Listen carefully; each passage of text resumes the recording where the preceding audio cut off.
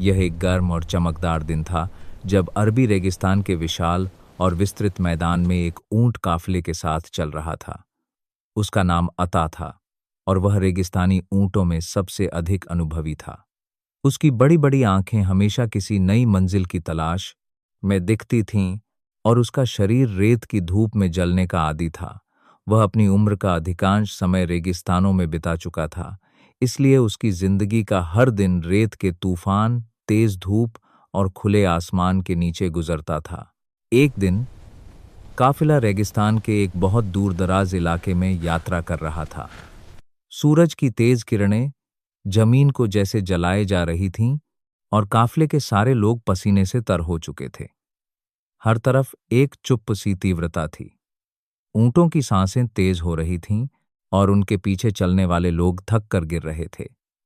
कुछ लोग तो अपनी पीठ पर रखे छोटे-छोटे सामान को उतार कर बैठ गए थे। उनकी हालत यह थी कि बस थोड़ी सी और कोशिश से वे हिम्मत हारने वाले थे।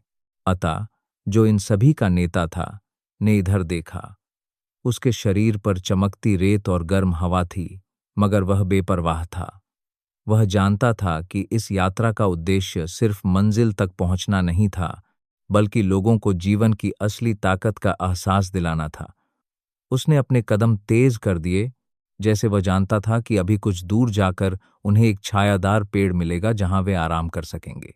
फिर एक समय आया जब अता ने एक ऐसा निशान देखा जिसकी उम्मीद काफिले के लोग कर रहे थे। रेत में एक पुराना पेड़ दिखाई दिया जिसके नीचे छांव थी।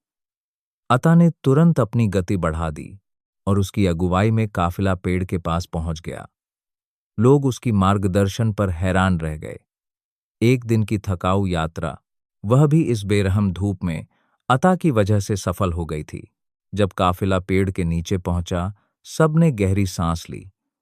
कुछ लोग पानी की बोतलें निकालने लगे, कुछ ने अपने पैरों को आराम दिया और कुछ ने उस पेड़ की ठंडी छांव में बैठकर अपनी थकान दूर करने की कोशिश की। सब लोग अता की तरफ शुक्रिया की नजर से देख रहे थे। ऊंट ने सिर हिलाकर जैसे उन सभी का धन्यवाद किया हो।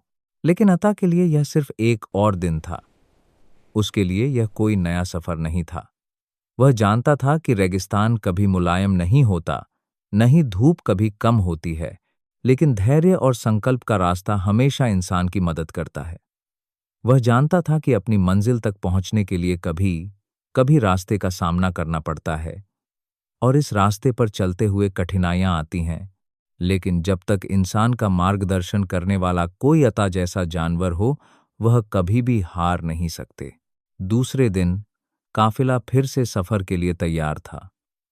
सब लोग अता के पीछे चल रहे थे और उसका विश्वास देखकर किसी को भी यह डर नहीं था कि वे इस सफर को पूरा नहीं कर पाएंगे।